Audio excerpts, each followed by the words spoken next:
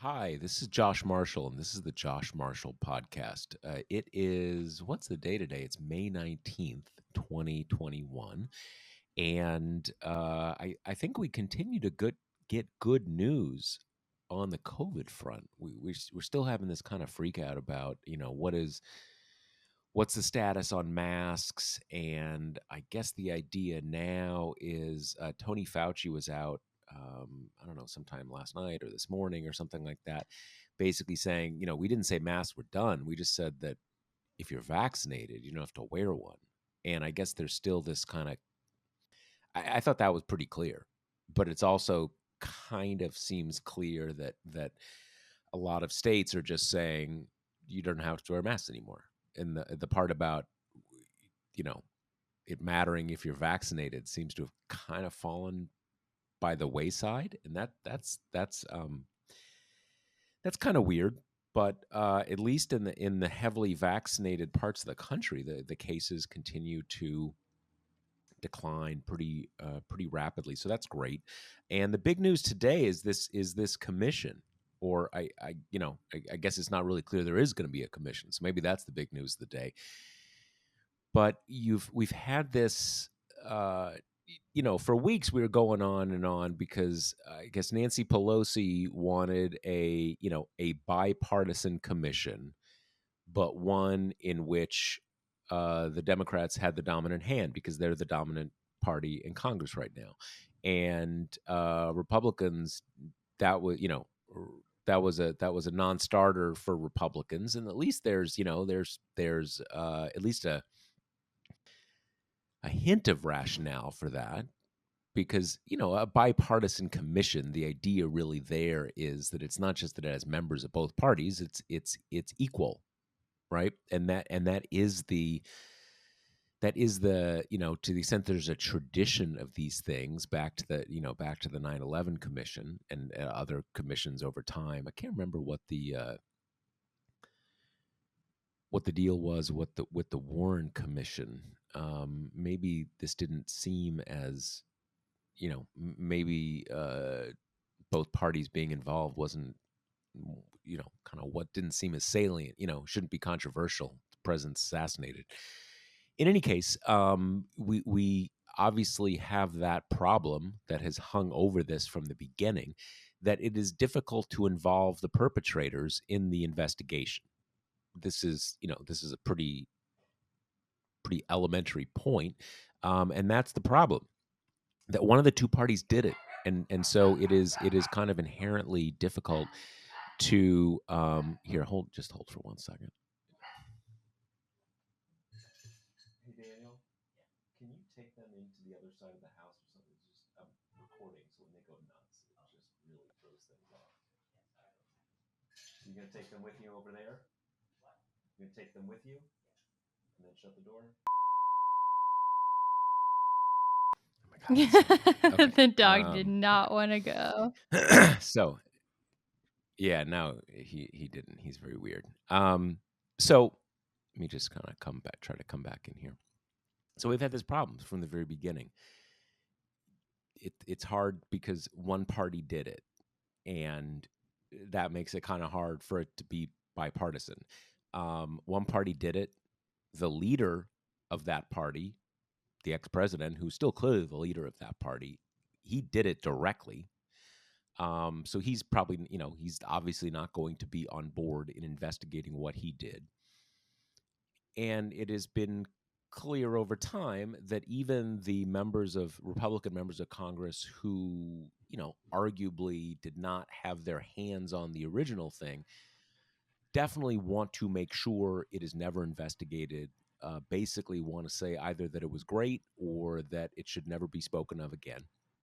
And we had this thing last week where suddenly, there's an agreement, and I at least, and I suspect other people were thinking, well, wait a second, is this an agreement? Or because the party leaders don't seem on board, and who is this guy who negotiated it? And then we found out that, well, this guy whose name is John Katko, I think, representative from New York State, Republican representative.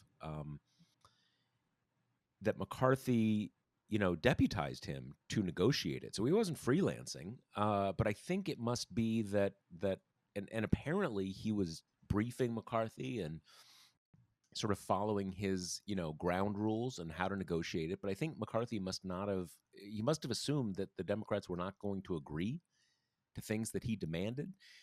So when it got announced in pretty short order, he came out against what had been negotiated on his behalf. And just a few moments before we started recording, Mitch McConnell came out and he said, "Yeah, no, I don't support it either." And not sure he kind of whips it as a party loyalty issue in the Senate. Probably not necessary, but it is kind of a fun full circle for McConnell. I mean, his line at the very beginning, January 7th, and in the days after, was that this was a terrible thing that Donald Trump did, and he should be held accountable. And he just was hung up on this technicality that you can't impeach a president when he's no longer president. And that was kind of his, that was his only thing. And now he just has decided that the commission's a bad idea. And from what Kate told me just before we went on the air, he didn't even seem to really feel much need to explain why he's opposing it. He's just kind of opposing it. I mean, I guess there's some throwaway lines about, maybe it'll interfere with what the Justice Department is doing with investigations. And I don't know if he's still saying that there should be, an investigation of Antifa. Who knows? I think the point is that they are pretty clear. They don't want an investigation because they don't want any more details to come out because they did it, and they want to protect the people who did it to the extent that they individually didn't get it going at the beginning. So that's where we are, and we're going to talk about that. Before we do, remember that spring wouldn't be spring without all the springy stuff that you do. There's frisbee, barbecues, picnics, some variation of those things, and iced coffee. You can ring in the springtime with Grady's New Orleans style cold brew kit. Just add water to the reusable store and pour pouch and brew overnight for velvety smooth coffee you can drink iced or hot. Bring it to the park, take it camping, or even add a shot of vodka if you're feeling adventurous. Hey, it's spring. You're allowed to do that kind of stuff. Ready to give it a swirl? Get 25% off your first order at Grady'sColdBrew.com with promo code TPM. That's Grady'sColdBrew.com with promo code TPM. Okay, so where are we, Kate? So it's really been the past couple days, like you said, when all this commission stuff got interesting, because like you say, on Friday, a deal between John Katko and Benny Thompson, who are the leaders of the Homeland Security Committee, they came out with this deal, which it was a surprise. There wasn't a lot of grumbling or Yeah, it seemed like the issue was right, dead, exactly. And basically. there was really Yeah. not many whispers that this was in the works, that they were even, that these were the people involved, that they were working on it. So then, boom, out of nowhere, full-fledged deal that's got the label bipartisan on it. And then, like you say, a few hours later, McCarthy's like, "Oh, well, I'm gonna have to look at the details of this before I comment." Then a couple days later, we find out that he had asked Katko to negotiate with the Democrats, and to keep him apprised of the negotiations. And then Tuesday, boom, he's against it. Because it would be duplicative, because it's partisan, because Pelosi didn't get them her proposal fast enough in the beginning, because their big thing that they've been going on about from the beginning is this should encompass all forms of political violence, a fairly transparent attempt to kind of both sides the insurrection and be like, hey, look, liberals do bad things too. For which they reach to, quote unquote Antifa, just in generally, I guess, and then some of the destruction around the Black Lives Matter protests last summer, which they generally conflate to be the violent protests, even though, as has been pretty well documented by this point, those acts of destruction or violence were a very, very small portion of the protests, which were overwhelmingly peaceful, et cetera, et cetera. All that was really ginned up by Fox News, um, using as scary of photos as they could at the time. In some instances, mashing up different photos together to make it look scarier. But all that being said, so then we have a situation where it's like, why would McCarthy deputize this guy to go make this deal if he's just going to leave him out to dry and say, you know what, never mind? And I think you're right that so one of the options is he didn't think Katko could get it done and was surprised when he ultimately did. Though you would think if Katko was keeping him in the loop, it wouldn't have gotten that far without him knowing about it. Well, and to that point, this is the part that kind of doesn't add up. I mean, you would think, and maybe this did happen, that let's assume he's keeping him in the loop in general, and then you get a deal. Did he like get the deal and then like shoot out a Right. press release? Like didn't even like give him a heads up that the press release is Exactly. going out, or didn't something? It's really hard for me to see kind of what happened here. I mean, I've sort of gone on the assumption that McCarthy thought that he had, made demands, or kind of given Catco demands to work with that Democrats couldn't agree to. So it's just never going to go anywhere. And he can say they're trying to negotiate, and so it gets him off the hook. It takes the issue off his plate, and then they did. And it does seem like Thompson went further than Democrats really wanted to go, just because what they say is we just think it's so important. The country needs it, which I think is true, and I think Democrats definitely believe that. Democrats obviously don't want to move on from it, right? I mean, the politics speak for themselves. That you don't have to be about the it just it's obvious you need it. So in any case, they went along with it. But has your reporting given us any sense of whether that was kind of the dynamic? It's really still obscured. And the other possibility that you have to consider is if it's not this kind of massive miscommunication or lack of communication, which seems just odd, that then you're kind of left with a more sinister motive, which is, did McCarthy send Katko because he knew that Katko, as someone who had voted to impeach Trump, was not going to be the most compelling figure that other Republicans would feel compelled to kind of back up in this Right. situation. But even then, it's so funny because last week it was all Liz Cheney, right? That's what we talked about of the pod. Hmm. That was the Right. intra GOP fight of the week. And now we've got this next one. And I just, 4D chess aside, I just don't see how having every week of the term so far, McCarthy dealing with his own members fighting each other is like the political message that you want to send, especially as someone who has very thinly veiled aspirations to be speaker. Yeah, I don't. I- it was sort of shock. I mean, let's just to clarify with listeners, the Homeland Security Committee is sort of the most logical. We don't have standing committees about insurrections, but I mean, all things being equal, kind of right wing extremism, terrorism, all those things come under Homeland Security. So they're not chosen at random. That's as close as you get to sort of like that's the committee of jurisdiction. So there's some logic, regardless of who Katko was, how he had voted on impeachment, et cetera, et cetera, et cetera, to choose him. That seat, and I don't know how much that seat, which I think is like around Rochester, I think.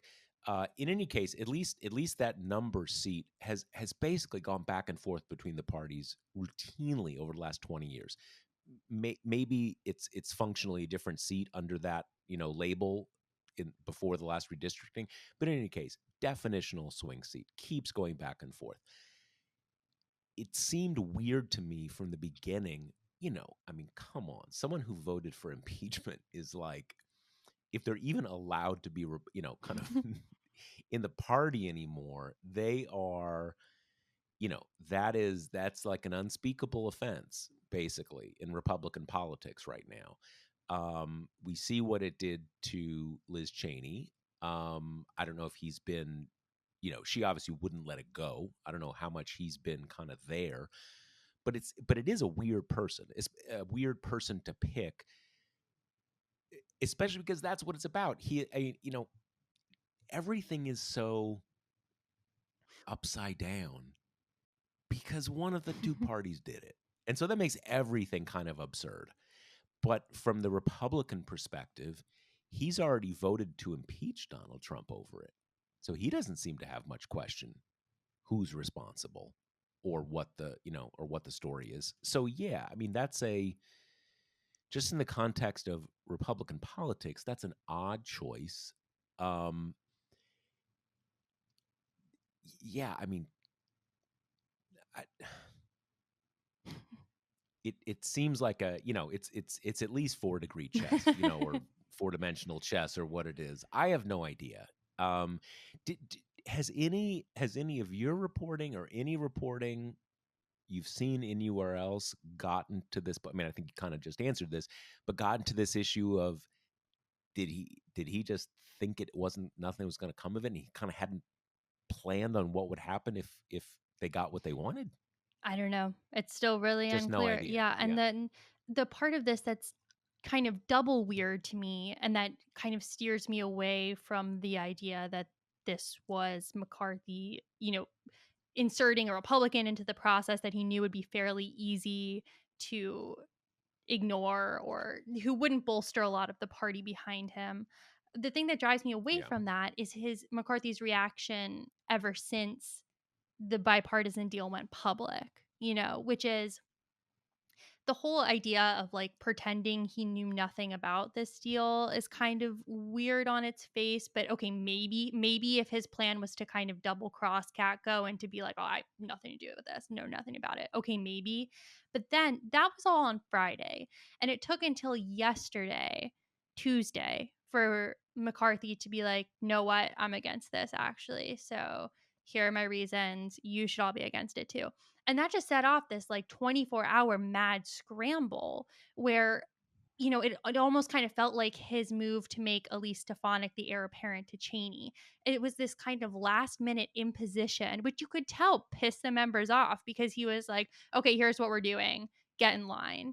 And you've got some people with, I guess enough ego or backbone or whatever word you want to choose who are kind of like no, there hasn't been enough discussion about this, or maybe they just feel kind of steamrolled by leadership because last afternoon, Tuesday afternoon, was just punctuated by members going on the record with their indecision about if they were going to vote for it or not, or some of them, the likely suspects, but still some of them saying no, we're going to vote for the commission anyway, which just makes him look weak. So yeah, I mean, so what is, we have all these new, kind of email tip sheets nowadays, and Punchbowl and Axios, and still, the Politico kind of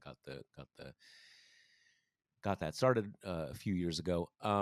And overnight, I think it was Punchbowl had a pretty long thing just saying what a mess this was for McCarthy, and kind of to your point, kind of like, didn't they sew this up last week when they got rid of Liz Cheney, and they're back to it again? I would assume at some level a lot of many members of McCarthy's caucus are just pissed, like, how do we get here, dude? Like, not even so much you're saying we should vote against it, but like, how did you make this happen? And then we're voting it like we just shouldn't be here. That's almost, I would assume, the sort of the bigger gripe.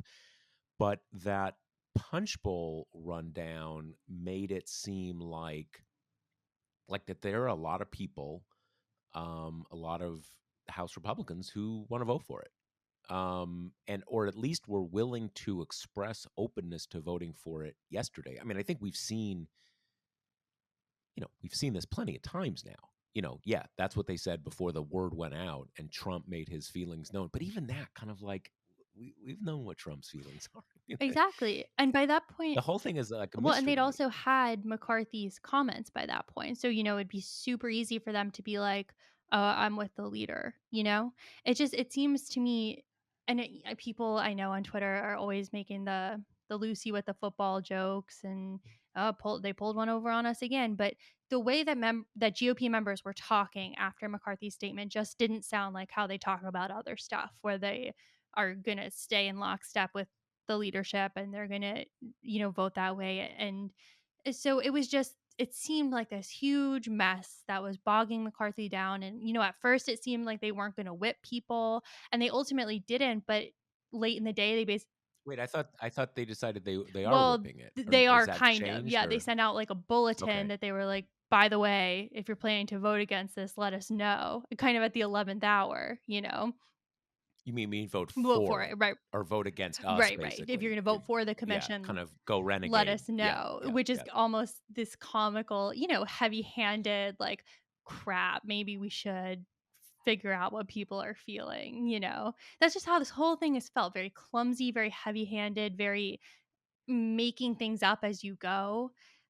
So that was kind of the status this morning. We have this vote looming, sometime between this afternoon and this evening, and everything felt really scattered and unsure, and like there was a potential for a GOP jailbreak, that we were going to see a lot of Hmm. people vote for the commission, which would just be super embarrassing to McCarthy, and just the latest of this long line of question marks of, can he actually get this caucus in hand? It was earlier this month that Hmm. Adam Kinzinger, who's kind of a never Trumper in the House, revealed that at least a small group of House Republicans had considered holding a no confidence vote for McCarthy back after the insurrection. So this isn't the first time that questions of his leadership abilities have come up, and they seem to be coming up constantly. And House Republicans seem to be doing almost nothing but infighting.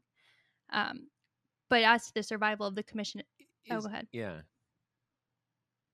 Oh well, one thought I had is that, I mean, no one is more militant about not getting involved in sort of bad faith negotiations with Republicans that just delay and blah blah blah blah blah. But I don't see that one in this light, for a few reasons. One is that I don't think this is a bad, just in purely political terms. I don't think it's a bad vote for Democrats. I think, make them vote against it. That to me, I'm not saying it's gonna change the overall results of the 2022 midterm. But if I'm in a swing district as a Democrat, either as a challenger or as an incumbent, I'd like to be able to say, yeah, when it came time to just find out what happened in the insurrection, you decided to cover it up. I mean, that's fine to have that vote as far as I'm concerned. And it's not like, um, there's sort of no downside in partisan terms. There was no time, there was no time chewed up negotiating this, that now, like, sort of like the Obama model, that you spent, a year and a half trying to get, it wasn't actually a year and a half, but a long time trying to get buy-in, over which time the public soured on the idea, Obama got less popular, blah blah blah blah blah, and none of them ended up supporting it. But here they were just negotiating and they came up with something, and sort of no loss in partisan terms, as far as I'm concerned. I don't see any problem. So yeah, a lot of that, like, Lucy in the football, blah blah blah blah blah. You got hoodwinked again. That doesn't. I don't think that applies here. I don't think there's nothing was lost by negotiating this. I mean, you could say that, what was lost was giving Republicans an effective veto on the commission, the way that it's structured. And you and I talked about this yesterday, off, uh, outside of the pod, that there's a lot of internal specifics, but the key is that if the Republican commissioners remain united, they can veto basically any decision that this commission would make. And that's a pretty big deal because, as we've said, the Republicans did it, right? So that's a basic problem. But that's kind of baked into there being a bipartisan commission in the first place. I don't really think a bipartisan commission even makes sense because one party did it, as we said. But that was sort of that was the one criticism that I think had a decent amount of merit from the Republican side. And that was that, wait a second, if it's a bipartisan commission, why are there more Democrats on it than Republicans? I mean, the whole point of bipartisan is you say we're going to split it down the middle because partisanship is not going to play a role. And again, I don't think that really makes any sense in this case, but if you are calling it a bipartisan commission, that's how bipartisan commissions work, at least, historically. So let me ask you this, Kate. You were watching, I guess, McConnell's statement, shortly before we Hmm. started recording. Is your sense that sort of, kind of backstops it for the House, that the people who are kind of on the fence are going to say, okay, fine, I'm not going to vote for it. It's clearly not going anywhere, blah, blah, blah. Or is it less clear Yeah, than that? that's pretty much exactly my sense, because the thing that was kind of the most intriguing about this to me was yesterday after McCarthy made his statement, McConnell was being super wishy-washy about it. He said we're open to arguments in favor of it, we're undecided, blah blah blah, which, that left McCarthy out to kind of, ride in the wind a little bit. And I Yeah. think increased a bit of the drama last night with how the House was going to vote, because if you take McConnell out of the equation and say, imagine that that's still his posture, we're undecided, then I think that makes the likelihood of a House GOP jailbreak way higher, because their vote could actually mean something. Because if you have like a 50-person GOP House defection who all vote for the commission, that's a lot of pressure on their Senate counterparts to not just kill it, because there's clearly a strong support of having a commission, even by people who wouldn't vote Mm-hmm. to support Trump, who are mainstream Republicans. But then now we Right. have this like kind of perfectly timed statement from McConnell, basically conveying to these House GOP fence sitters, this bill has no future in the Senate. So why take the hard vote? Well, do we think, though, that, I mean, 7 Republicans voted to convict the Hmm. president. It seems to me, I mean, consistency is not a big strong suit for these people, but it seems to me that those would be pretty, pretty gettable votes for a Right. commission. I mean, you already found him guilty, right? I mean, maybe some of them will kind of twist that into like, hey, we already had a trial. Hmm. He's guilty. Let's move on. But that seems like you could get probably 7 votes. And I mean, do we think McConnell's decision really shuts it down in the Senate? Are we sure it does? I mean, who am I kidding? But like, let's play. Let's play it Yeah, out. I mean, no. It would seem to me, why would McConnell put himself out on this limb if he thought there were 10 people who really wanted to have this commission in the Senate? I mean, he's basically just Mm-hmm. kind of offering Mm-hmm. himself up to look pretty stupid. Um, and McConnell is, Yeah. I mean, I mean, he's better at his job than McCarthy is, so so so much, so I at much, least so much. I Yep. well, I guess maybe barring 2017 healthcare, there just haven't been that many instances where McConnell has been flatly humiliated by his caucus in public like that. And that's what this would be if there was a commission. Well, and that's also the case there, that like I mean, first of all, you had Hmm. McCain, who obviously was the sort of the loose cannon who did them in on that, but also there was no way that McConnell could say, I'm just not feeling it on Obamacare Mm. repeal. That was that had to happen, and he could not. There was no way he could say, I'm just not going to not going to play here. It's because it's uncertain. He had to. So yes, that was a major humiliation for him, but he kind of couldn't ignore it. He couldn't get around it. I guess, I mean, I think that they're just going to find a way to kind of make this go away and that will be it. But the only completely unrealistic hope I have is that I would think for a lot of these House Republicans, it's not just whether there's a commission, it's they have to live with the vote. And that's a tough position because certainly my sense of this is that, we know that maybe 35% of the electorate is kind of, pro insurrection, basically. But if you're not in a very strongly Republican district, you need more than just partisan Republicans. And so it's not completely clear to me that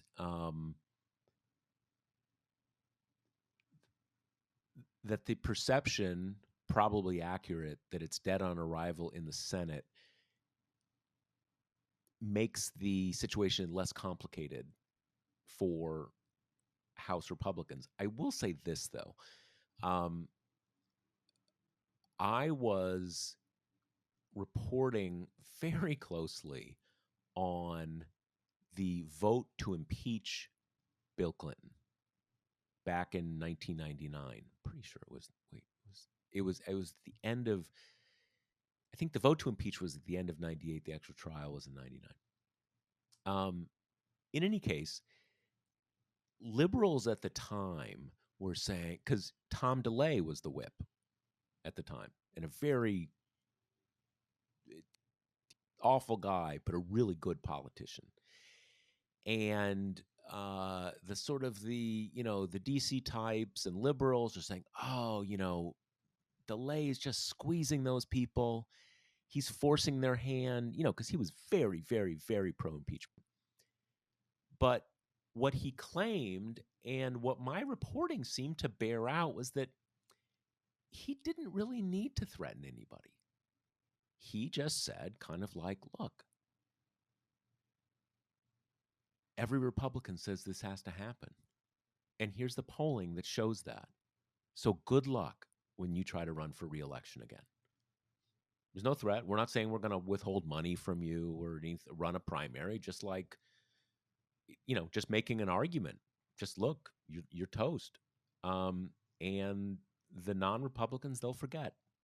Now, Republicans actually did lose a few seats in that election, maybe half a dozen or something like that. But there were predictions that people were predicting the Republicans were going to pick up like 40 seats in that thing, in that midterm.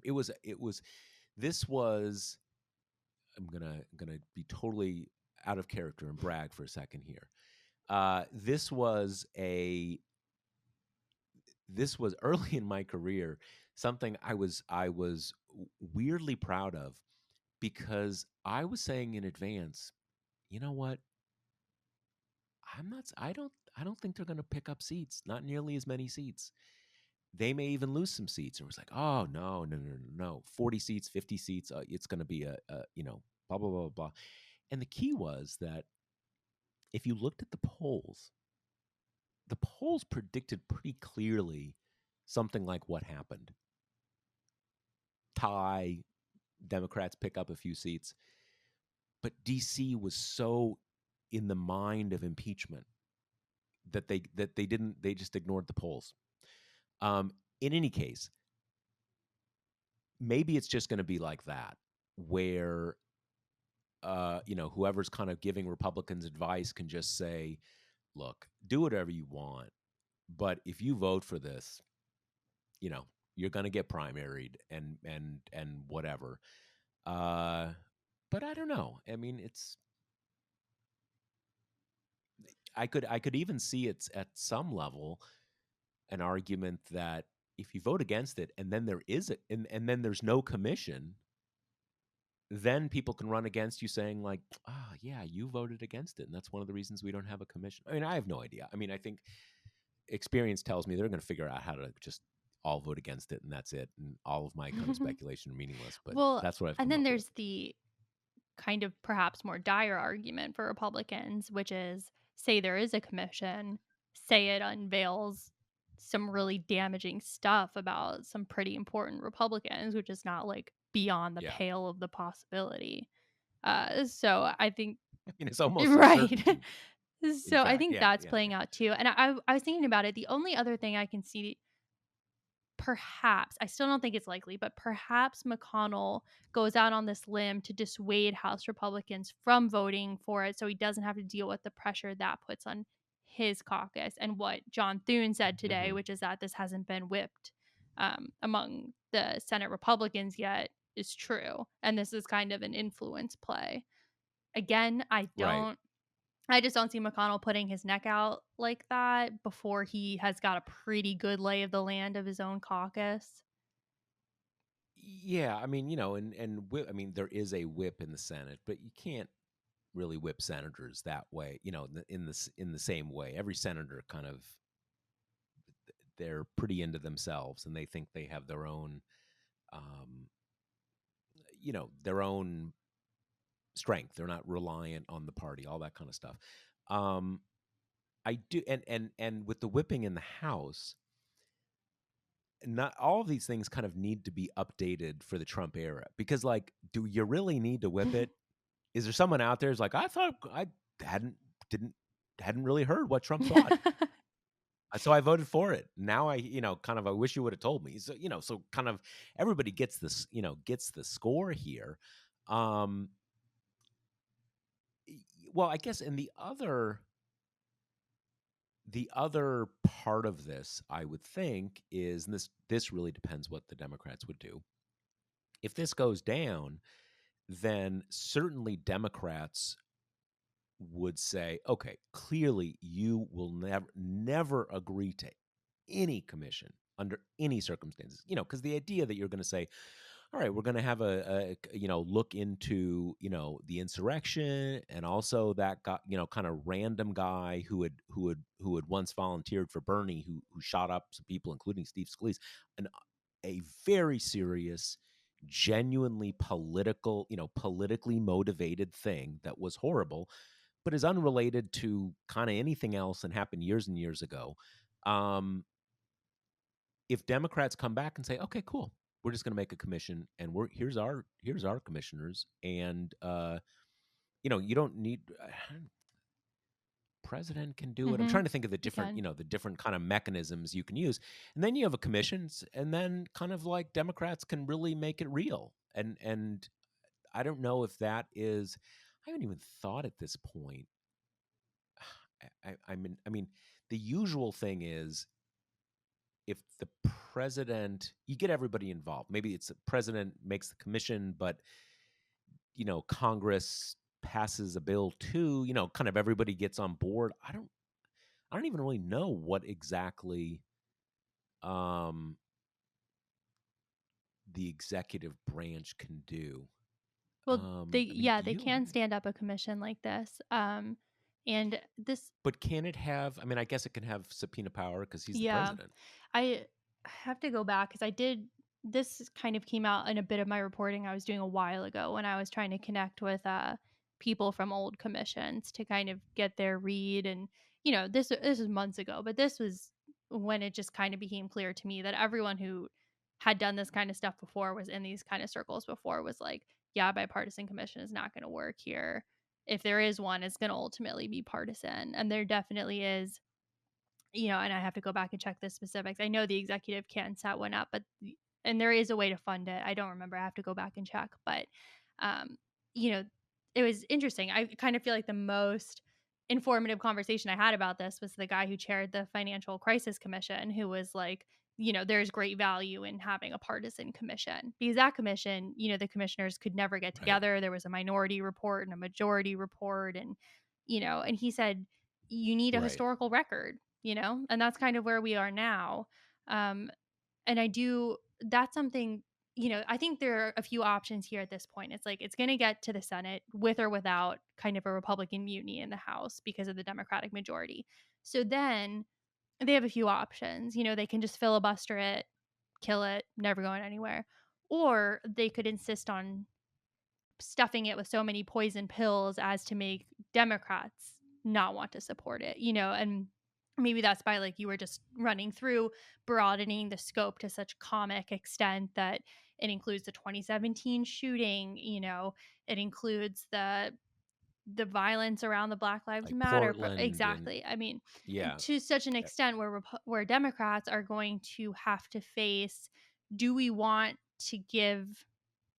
to publicly agree that all these things are on the same level, that both political parties do the same kinds and the same amounts of violence, in keeping with what you're saying, which is that the subpoena power is imperiled by this deal. I mean, the ability of Democrats to subpoena anyone, including Kevin McCarthy, to talk about what he talked to Trump about during the insurrection, as of now, completely hinges on whether or not there is a reasonable Republican on that committee, a Republican who's willing to place blame on McCarthy, on Trump, on his or her own party, which the people who are going to be appointing it will be McCarthy, and McConnell. So yeah, exactly, there's not. exactly. So I mean, in that sense, it's a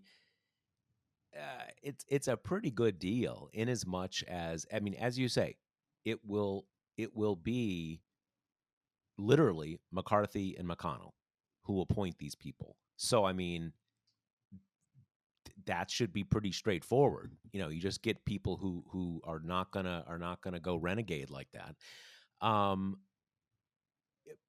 in that sense, it's a pretty good deal because you can be pretty certain it's not gonna look too closely at anything or go too hard at the president or I mean, it's funny because I saw these people saying, well, it's possible it could subpoena members of Congress. Members of Congress are the victims, the perpetrators, the witnesses. I mean, of course they're going to. Now, subpoenaing means someone's Right. resisting. You never subpoena first. You just ask them to come in, you ask them to testify. But I mean, again, we have to remember the members of Congress are like the only relevant people. It happened in their house. It happened there. They and they are obviously there's stuff within the previous administration, but the really key things are the communications between the parties, between members of Congress and the president, like that critical call with Kevin McCarthy and Trump, where and again, what is so rich about this to me is that it's not Kevin McCarthy is not worried that he is going to be exposed as a participant here. He's going to be exposed as someone who was against it, as someone who called up during and said, call the fuck your people off. I mean, and when I say that, all of our accounts of this call was that it was very Hmm. heated. And President Trump basically said, this kind of now notorious line, I guess they care more than you do, Kevin. Trump says that, and our understanding is that McCarthy said something like, who the fuck do you think you're talking to? You know, I am the leader here of your party in Capitol Hill. These people are overrunning the seat of government. So the point is, what is so bad for McCarthy is not that he is going to be incriminated. I mean, you could say, there's different levels of incrimination here, but he will be exposed as having basically indicted Donald Trump with his own words. And again, we've talked about this before, both as a common sense matter and a legal matter. You know, Trump queued up the insurrection over the course of like 6 months, long before the election even happened. But the incitement charge is that speech. And if you can, it's not too hard to take this speech out of context and just sort of say, hey, he was just charging up his people. He didn't tell anybody to like hang Mike Pence. You know, but where so you can make excuses for that about what he said in that speech. But the key from our understanding of what McCarthy witnessed was that while it was happening, he refused to do anything about it. And that gets you to something that both in a common sense of the word and even in a legal sense of the word, that's bad. And that's pretty straightforward. And McCarthy knows. McCarthy's the witness. So it's devastating for him because as we at the beginning of the episode, Kate, we talked about, weren't they supposed to have finished up with the internecine warfare last week when they kicked Liz Cheney out of the leadership, and now they're back to this again? And we can see it's that Kevin McCarthy's strategy is he can never do anything that Donald Trump is at all unhappy about. And we're not going to have it's not that things like a commission are going to come up every week, but that could be a long 2 years. There's a lot of things that Donald Trump doesn't like. I mean, and so far, pretty much enough to fill almost every week of this term. So Yeah, exactly. And I mean, there's even I don't know what the next thing would be. I mean, I am kind of curious. I don't know if you've heard anything about this. I mean, do you have a sense of whether there is a plan B or maybe plan C or plan D for the Democrats for the about, commission. like, okay, say this, yeah, well, or maybe it's not a commission, but basically something to get to the bottom of this. Well, I mean, we do have the Senate. I want to say, I'm not going to say, I might be wrong, but we have a report coming out from 2 Senate committees, which is due soon, which they've been kind of marketing as, here's our big dive into this. Here's our big findings report from kind of all the work that we've been doing behind closed doors, which, ironically has kind of turned into a Republican weapon against the commission, saying, hey, we're already getting this report, we don't need more. But we are getting that Right. soon. So my inclination would be, or at least if I was, And which committee is that out it's of? Klobuchar's, which is rules, I think. Pretty sure. So it's 2 of them, Okay. rules and oversight, maybe working in conjunction. But Yeah, that would make sense. if I was a Democratic leader, I might bide my time until that report comes out, see where that's at, and then determine next moves considering what Republicans in the Senate do with the commission. Because if they kill it outright, okay, then you've got a blank slate. Your really only option is to stand up a partisan commission at that point. If they try to load it up with poison pills, you got to make the decision. Is it worth taking the blows of putting these things on the same level, taking into account the subpoena restrictions, but saying that having a bipartisan commission is more important than those things and those restraints, and hoping that, McCarthy and McConnell will misread one of their commissioners, that they'll end up getting someone who they think is going to be a Trumpy firebrand, who, when kind of freed from the restraints of those people, is like, you know what? I care about this. I might cooperate from time to time, which, has happened before when people thought they really had someone nailed Right. down. And then when that person gets some independence, behaves a bit differently. So I think that's kind of what we're seeing, coming up on the Do landscape. we have any sense whether that sort of, whether it's a couple committees or Mm-hmm. one committee, whether that committee has really kind of come up with anything? Because at least, from the outside, and our listeners will know, there's been different committees have had one person Mm-hmm. up one day, and a little smattering, but it's not like there's been some big public Right. investigation. Do we know whether, I mean, have they actually been deposing a lot of people behind closed doors that we haven't I heard mean, about, or we if have they are, any visibility at absolutely all? leak free. So it Yeah, always I mean, seems unlikely. that's yeah, and well, I get, and if that's the case, why would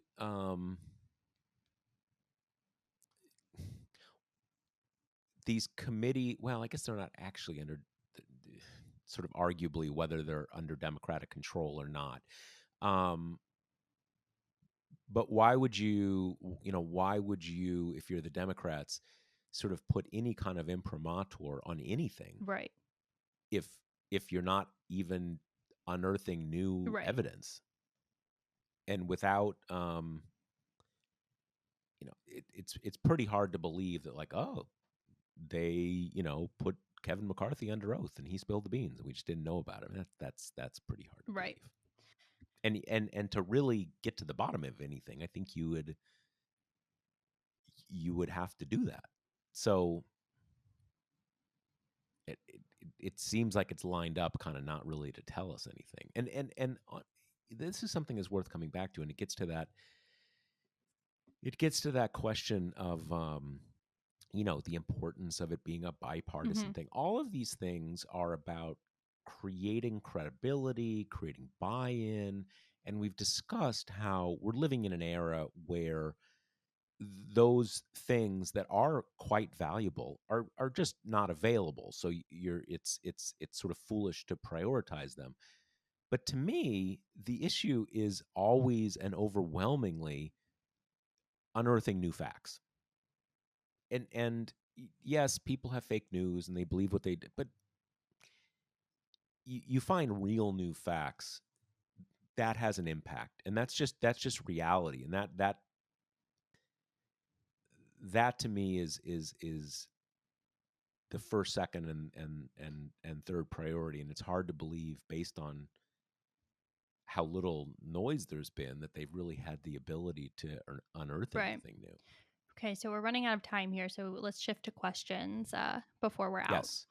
Um, Okie so our doke. first one is kind of a follow up of something we talked about last episode. This is from John. He said, "You addressed the question of what happens if Trump gets sick. My question is more along the lines of what if Trump goes to jail or loses a big civil suit, which shows him to be a crook, or that more of his associates are tied directly to Russian intelligence, etc. Then is there some kind of reckoning?" Uh, and Josh, we went very briefly back and forth about this, briefly enough that I believe my comment was deep state. And you said, yeah, there's a structure to Yeah. address Yeah. this. Yeah, exactly. The whole Trump system has a perfect answer to this, and that is that he's now a dissident being pursued by the deep state. Now, I don't think that I think that it will be, if something like that does happen, I think it'll be pretty bad Hmm. for him, because you need more than just Trump people. And I mean, it all sort of depends on, the specifics matter. Uh, It seems to me that it is entirely plausible that these investigations out of New York State into his pre-presidential business practices, eh, we all knew he was corrupt. We all knew he's probably a tax cheat. Which some So people liked about him. yeah, exactly. So I mean, I don't really see that having that much of an impact, because we just kind of assume that. And even at some level, I it's not that I have misgivings about it, but if you're, to the extent that you were talking about things that he got away with before he ever became president, and now because he is president, you're going to go back and hold him accountable in the way maybe he should have been held accountable but wasn't, and maybe probably like a lot of other Richies in New York weren't held accountable. I don't think that really changes much, and I think it gives as good an argument as you can give to his supporters that it's, he's being targeted. You break the law, you can't say, hey, you didn't. I mean, I'm sure he will. You say, oh, you didn't prosecute everybody else, why just me? If it's something that really breaks new ground, like stuff out of like the Giuliani investigation, I don't know how much that would actually hit Trump himself criminally, but Rudy is his guy. He's the one who got him into sort of got him into the Ukraine stuff, or at least was part of that. So if really bad stuff comes out there, I think it could be damaging. But I think the basic point is the one Kate made at the very beginning. Trumpism has a totally sufficient mechanism for dealing with anything like this, and that is he's a dissident, and the deep state is after him. So it not only doesn't force a reckoning, it just deepens one's devotion. He's like, he's the Navalny of Right. America, right? Biden's like going to get him, kind of do him in, poison him or something. So The thing that's crazy stuff always like that. interesting to me is thinking about kind of how far do conspiracy theories stretch before they break, and kind of the heart of a good conspiracy theory is you can never prove it all the way and you can never disprove it all the way. And then if you dedicate your life to it, there's always new depths to plumb. And so Hmm. that's so interesting to me because the election fraud thing, right? It's like obviously it's been disproved by by a lot of rational forums, the courts, the election officials, et cetera, et cetera. But it's the kind of thing where can you ever say with 100% certainty there was not one case of voter fraud? Of course you can't, And so it's you take that and you run with it, and that's how you get to this ridiculous place where we are in Arizona where you're investigating ballots for bamboo fibers because they were routed through China. But Right, right, right. that is just such an interesting case study to me. The idea that Trump would go to jail, that there would be a prosecution so tight and so undeniable that they'd be willing to put a former president in jail, which is obviously something I think most people would want to avoid, even people who don't like Trump, just because that is a Yeah, scary thing to see happen in America. right. And Yep, so that yep. is just so I imagine we would just see this whole, cottage industries just jump up around the trials of people who are blogging what's really happening, and all the lawyers involved would become characters, and the fabric of this conspiracy theory that started back when Trump was campaigning, it's like a quilt, new patches added on that all kind of go to the Yeah, same central thing, which is like Trump is this ultimate disruptor, and he's at a dangerous force that all of the cabal of elites will stop at nothing to take him down, even after they ripped him out of the Oval Office unfairly. right, You know, right, right. Yeah, no, I mean it's uh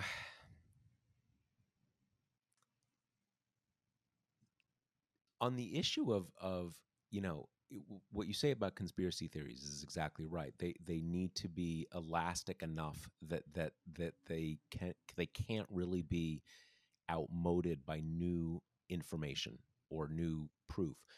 But one thing about the election fraud stuff, as you say, is something that is just a basic logical principle, which is that you can't prove a right? negative. It's not so much that it's been proven to be false, it has been shown that no one has advanced any evidence whatsoever to validate any of it. And in the real world, that is that means it's not true.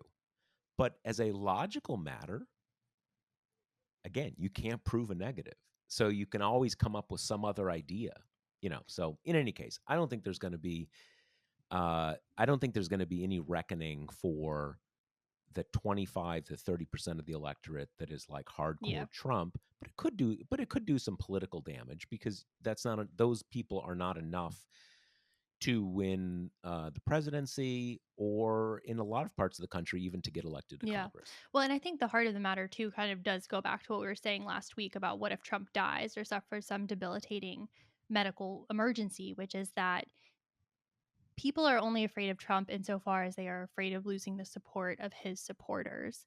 And so Trump being in jail maybe logistically it makes him harder for him to blast out his press releases and everything, but his supporters are still going to be Yeah. loyal to him. Those hardcore 30-35% aren't going anywhere. And like we say, they have a built-in scaffolding for how to deal with it. So I don't necessarily see that kind of Right. lessening his sway over the party, because it's really his supporters' sway who are going to feel the same and probably not be in Yeah. jail. Yeah, I think that's right. Okay, so our last question for today Who knows? comes from Derek. Sounds like a great guy. He works at TPM. So, Yeah. hypothetically, if Cheney or another hardline conservative runs as an independent in 2024, does that hurt Biden or Trump/Trump successor more? I, I would say it probably is more likely to hurt Biden, although we need to see what's going on in 2024, basically. I think that, there was a poll that came out, and I put a link to it on the site from this outfit, Democracy Corps, which is Stan Greenberg and James Carville, or at least I think it's basically Greenberg's polls, but I think Carville was originally involved in it, whatever. In any case, they did a big poll, and they were basically looking at 2022, and the the sort of the overview is that Republicans are really united behind Trump. They're charged up for 2022. Kind of not great news for Democrats, and I would think for the country. But one of the points that they made there is that the real question is what happens to, kind of Biden Republicans, which I guess is basically kind of never Trump Republicans. Not very many, but a few percentage points, huge deal.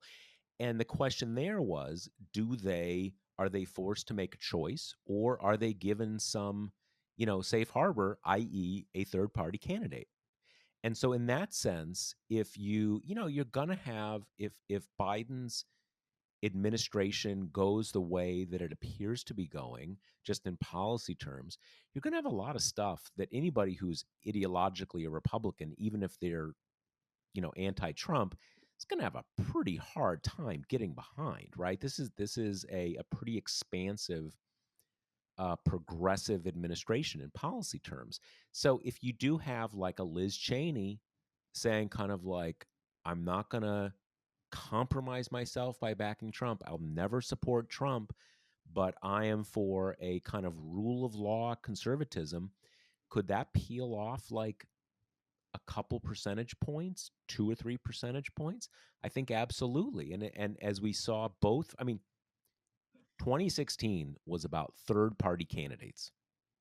You take everything else out of the mix. That is the thing that the public did not really like either candidate. Both were fairly unpopular, and two third party, three technically, but the major draw was two different ones, one on the one on the right, one on the left, made it so a lot of people didn't have to choose, and that's really how Trump got in. And we can see from how, from one perspective, 7 million votes, but you know as many people have argued, you kind of put 80,000, you change 80,000 votes in the right places, and Trump is president.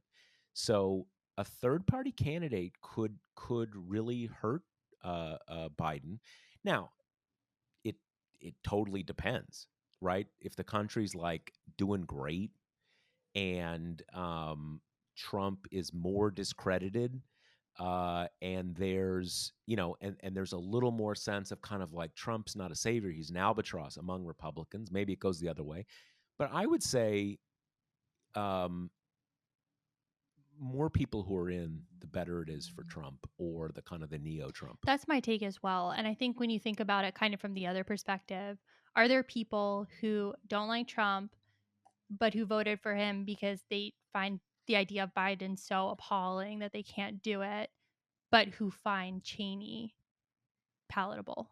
That doesn't seem like a very common mindset to me, because kind of I think the you know whole thrust of Biden's campaign was, I am unobjectionable, or I am, I'm affable, I'm likable, I'm not Hillary Clinton.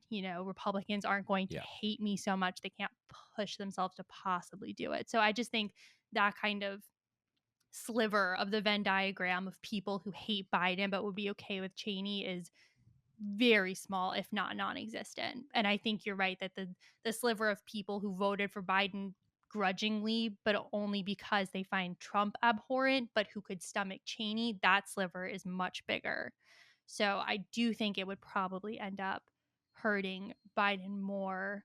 Um, I don't know. And that's an interesting I proposition think, too, to think about. Because, okay, Cheney or whoever, a Cheney like person who's maybe considering 2024, that's got to be part of the calculations too, right? I mean, the whole reason they're running is to save the soul of the country. So yeah, is that something they'd be willing to risk? I, I think, I think that is a good point. I think there's another way to look at it too, is that it's not that there was some agreement that no one was going to run third party in 2020. There were third party candidates. They just couldn't get any Right. traction because everybody knew it was a stark choice, and anything and you could not avoid that choice. Trump or not Trump. And so that just sort of like, took all the oxygen out of, there was still a Libertarian Party candidate. I don't even know who it was because it didn't matter. There was still I'm sure there was a Green Party candidate. I mean, there's always like 10 different people and stuff like that. But there were third party candidates. It's just that what we know, it was a stark kind of, I mean, the one thing that united the country is that it was a stark do or die thing. Everybody saw it that way. They just saw, you know, different people as the do or die. Um, so I do think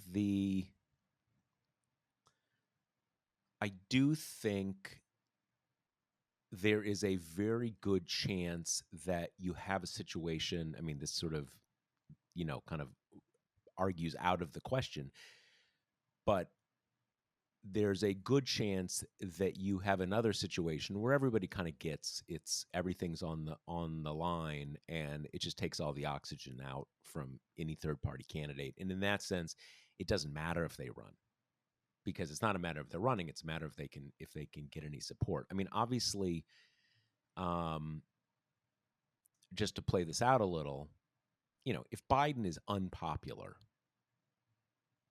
the all sorts of things are possible and very unfortunate. Um, Another something that is, a very different scenario is, say Biden is popular and Trump has not worn well over these 3.5 years, and there you get a case where the strong assumption is, again, we're in a Trump Biden rematch scenario here, that the assumption is, all right, Trump's going to lose, so it's kind of a free vote for Republicans. That is a scenario in which I think it's conceivable that you get a GOP oriented third party candidate who actually gets a decent amount of, a decent amount of votes, maybe even, not like Perot terms, but if Republicans are thinking like he's losing, so it's not a matter of like, oh, can I, do I vote for him or vote for Biden? You vote for Liz Cheney or you vote for some other kind of, kind of Romney type Republican, and everybody feels good. I don't know So, if that would happen, yeah. because I don't know if Trump supporters would ever believe that he's losing, because we thought he was losing in 2016 and he pulled off this grandest, greatest upset. Well, and also a lot of us thought he was losing in 2020, and it was closer than we thought it Exactly. was going to be. Yeah, no, I think that is, well, again, I'm, a Totally, hypothetical. totally. Let's say it's just clearly he's going nowhere. And it wouldn't be, and to be clear, it wouldn't be the Trump supporters who, you're right, are never going to believe that he's losing. It's and the key thing in the electorate for the last 5 years is, in many ways, not so much the Trump supporters. It was perfectly predictable, I think, that you've got 35% of the electorate who is ready to vote for like a Louis Gohmert, kind of totally nutso person. The key thing that I didn't understand, didn't predict, and what made me get the 2016 election wrong is that I thought the remaining part of the center-right coalition would abandon Trump. And the part that was very anti-Trump, and what happened in practice in 2016 and to a great extent in 2020 is those people say, I hate Trump, but I'm a Republican, and that's what matters. And he's the Republican, so I'm voting for him. Right. Those people, I'm not sure necessarily in the same kind of like, reality breaking mind meld that they would never think he's going to lose. But anyway, we've probably beaten the hypothetical to death. But that's one scenario where I think you could end up with a center-right third-party candidate actually getting a lot of support and taking it from Trump, but only because it was kind of already clear to start with that he was probably going to lose, and people on the center-right thought it was a free vote. Okay, well, I think that about does it. Thanks for the questions. Remember, yeah, thank you for the send questions. us more at talk@talkingpointsmemo.com. And remember that the Josh Marshall podcast is brought to you by Grady's Cold Brew Iced Coffee. You can get 25% off your first order at Grady'sColdBrew.com with promo code TPM. That's Grady'sColdBrew.com with promo code TPM. All right. All See right. you next Thanks, week. everybody. Later.